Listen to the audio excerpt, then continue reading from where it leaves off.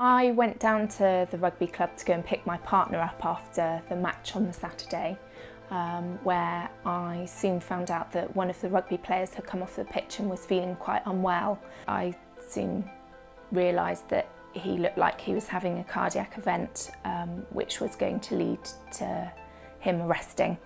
So I quickly dragged him out by the scruff of his neck from the car, and we continued to do CPR on Barry until the emergency services arrived, because the rugby club's a bit out on a limb. Once they arrived, he was quickly defibrillated and he went on to the Bristol Heart Institute, where he received treatment for MI and post-cardiac arrest care. And he's made a really good recovery and was home after a couple of days with his family, which is fantastic. My name is Gordon King. I'm 90 this year. Well, I was in Moorland Road. The security van came around the corner and stopped outside of the bank.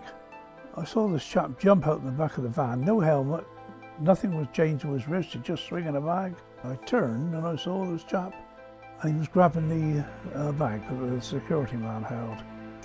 So instinctively I just waded in with my walking stick and banged him over the arm, and he let that go, but then he grabbed it with the other hand and started to walk away.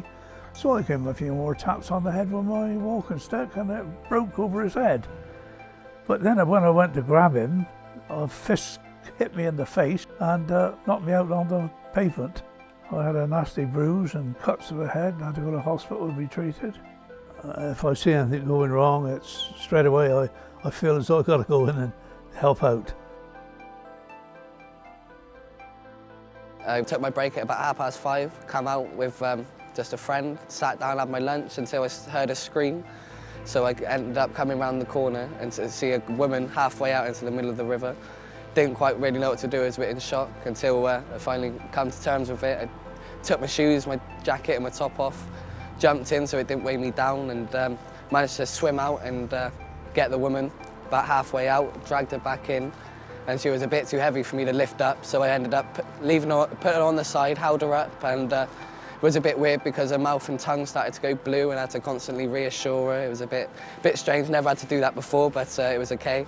And then waiting for the ambulance to come for about 10 minutes. They managed to help me get the woman out and managed to safely take it from there. She was constantly saying thank you and everything like that. If I hadn't have been there, I don't know what would have happened. I'm just really glad that I was. Everything happens for a reason, so I'm just glad that I was the one there and managed to act responsibly and got her out safely.